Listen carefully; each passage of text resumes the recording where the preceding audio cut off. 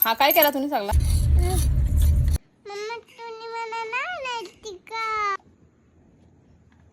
Hi guys, good morning. तर काल मी जायला निघाली होती पनवेलला आणि मला आद्याला सोबत न्यायचं नव्हतं कारण तिकडे खूप जास्त वेळ लागणार होता मला.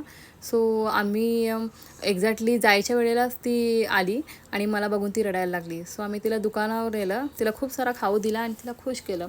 त्याच्यानंतर मी गेली पनवेलला. मला हेअर स्मूथनिंग करायचं होतं.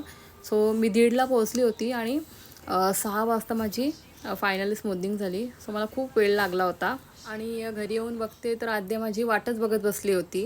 आणि ऐका आद्या मला काय बोलत होती. कुठे? पनवेलला. मी कुठे पनवेलला गेलेली? मी डॉक्टरकडे गेलेली, डॉक्टरकडे.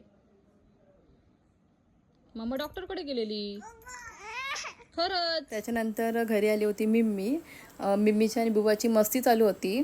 बुबाची खेळणी मिम्मी खेळायला घेत होती आणि बुबा ती तिच्याकडून हिसकावून घेत होती.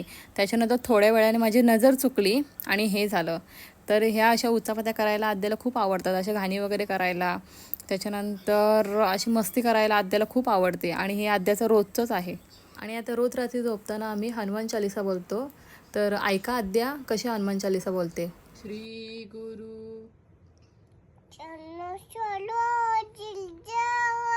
निज मन बरनव जो दायकु फल बुद्धिहीन सुमिरो बल बुद्धि विद्या हरहु